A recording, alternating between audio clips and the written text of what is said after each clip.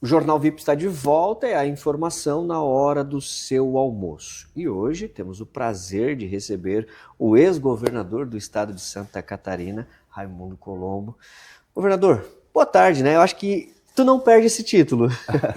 Boa tarde, um prazer muito grande estar aqui com todos vocês que estão nos assistindo, uma honra, parabéns pelo seu trabalho, pelo sucesso. A gente acompanha e fica feliz, é um profissionalismo que deu certo e é reconhecido. Coisa boa sendo reconhecida, além de ser justa, ela anima a gente a fazer com que isso se multiplique. E vamos lá, né? De certa forma, quando eu falo governador, eu até brinquei que tu não perde esse título. De certa forma, tu se transformou numa figura pública conhecida quando realmente alçou esse cargo de governador, embora sua trajetória política vem de muito tempo atrás, né? Sim, Júnior, eu comecei muito jovem, eu tinha 23 anos, fui secretário de Estado, né?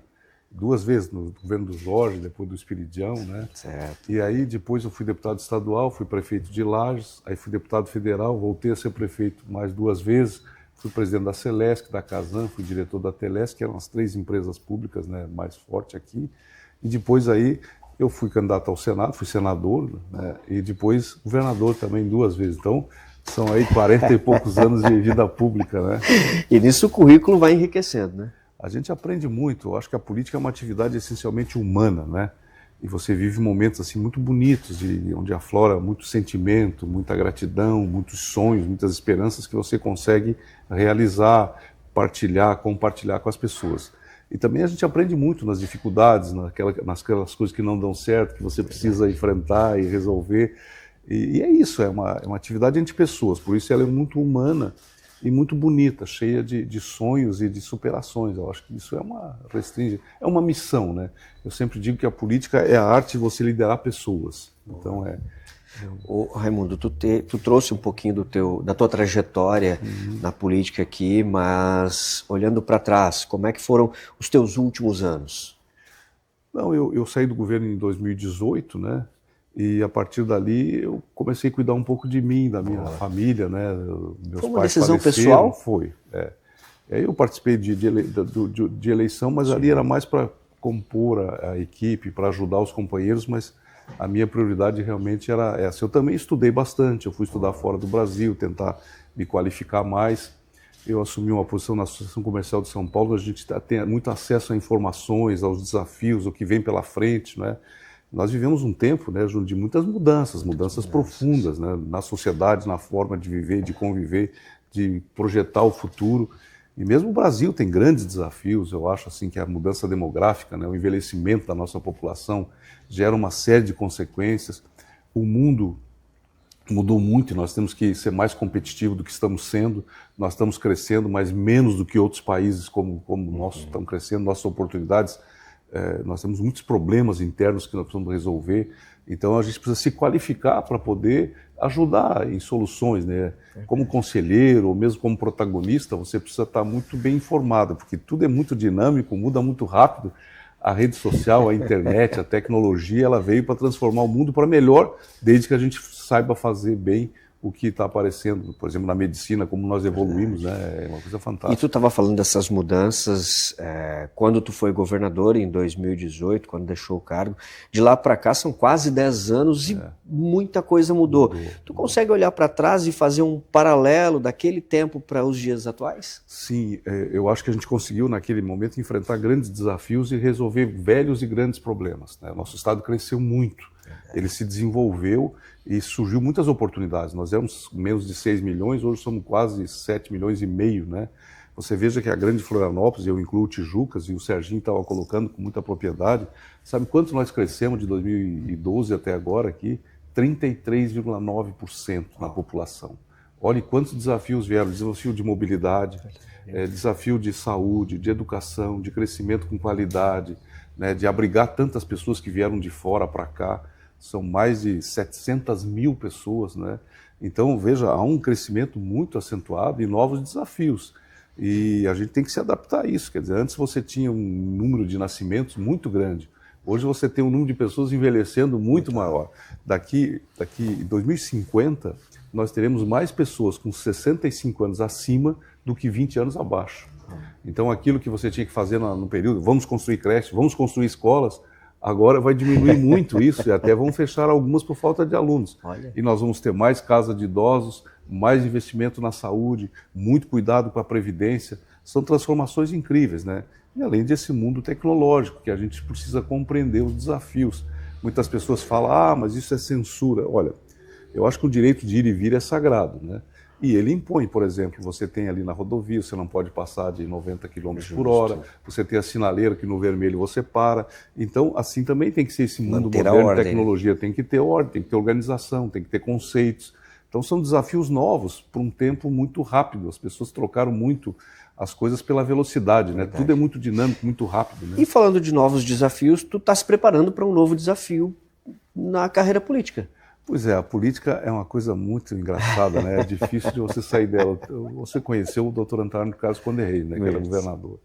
E eu, uma vez, ele é um conselheiro para a gente, disse, Antônio Carlos, me diz uma coisa, como é que você enxerga para nós trazer os jovens para a política? Dizer, Colombo, aquele jeitão dele, né? A política é uma coisa que precisa ter muita vocação, muita dedicação, a porta da entrada é muito estreita, né? Eu digo, Antônio Carlos, e a da saída? Diz, meu filho, estou procurando há 60 anos e não achei.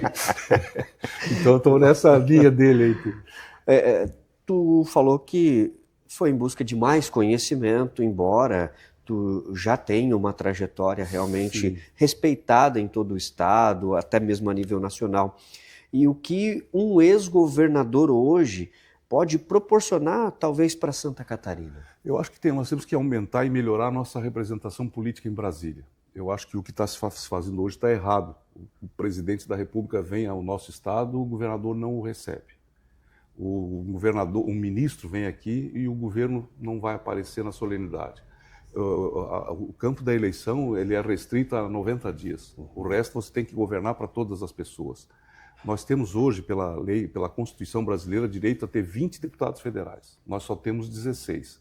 Esse presidente do Senado fez um recurso e ele suspendeu os efeitos para dar a Santa Catarina maior representatividade.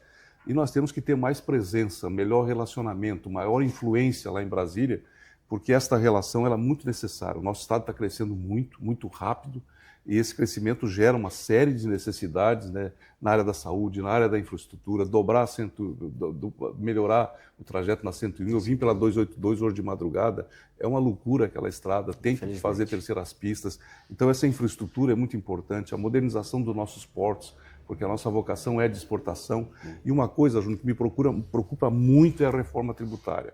Porque o nosso estado tem um modelo de exportação, é um estado exportador, né? E nesse modelo de incentivo, que começou lá no seu Celso Ramos, com o Procap, nós temos uma política de crescimento econômico muito baseada no apoio de setores que precisam ter competitividade. O setor têxtil, o setor do agronegócio, todos eles têm incentivos fiscais, que com a reforma tributária isso acaba. E ele envolve uma mudança grande. Hoje você faz um imposto em cima da produção, e a partir dessa reforma vai ser em cima do consumo. Então, os estados menores vão ter um prejuízo muito grande, os municípios pequenos vão ficar muito empobrecidos e volta a concentrar a renda em Brasília. Então, a reforma que já foi aprovada e votada precisa fazer, antes de entrar em vigor, mudanças, porque o estado de Santa Catarina vai ser profundamente prejudicado. Como a gente dedicou muito estudo nesse sentido e praticou muito como prefeito e como governador, eu quero ir para lá para colocar realmente essa nossa preocupação em debate e corrigir aquilo que está nos prejudicando e que pode ser um agravamento muito grande para o futuro de Santa Catarina. Raimundo, eu sei que lá em Brasília tu pode realmente trabalhar intensamente para que Santa Catarina melhore cada vez mais. Mas para a gente encerrar, se tu pudesse hoje elencar talvez as 3 principais áreas que Santa Catarina ainda precisa de investimento, ainda precisa de melhorias, e o senhor, como deputado, pode ajudar nisso. Eu acho que a prioridade de sempre é a saúde. É uma expectativa infinita, há cada vez mais avanço na engenharia médica, na medicina em geral. Quer dizer, nós temos que ter acesso ao que há de mais moderno, ao que há de melhor para dar qualidade de vida ao nosso povo. Isso é absolutamente fundamental. O segundo, o estado que cresceu tanto nos últimos anos, ele precisa melhorar a sua infraestrutura. Você hoje tem muita dificuldade. Tijucas cresceu quanto, né? Olha o tamanho que está ficando, e esse crescimento precisa ser bem administrado, para que ele também represente desenvolvimento e qualidade de vida. Então, a infraestrutura é fundamental. E cuidar da economia do nosso Estado, proteger essa economia. Muitas vezes, a coisa mais importante é você cuidar bem do que você já tem. O nosso Estado é desenvolvido, é um Estado com grande potencial, mas a reforma tributária traz grandes mudanças, profundas preocupações e enormes prejuízos se nada for feito e ela for implantada como ela está aprovada. E hoje é necessário Santa Catarina ter mais representatividade. Não tenha dúvida, a nossa presença em Brasília hoje, com todo respeito a quem está lá, ela é muito pequena e com pouco espaço e pouca repercussão. Tudo é muito difícil para nós aqui. Mas, governador, obrigado pela Eu que participação. agradeço, Júnior. Obrigado, um abraço a todos.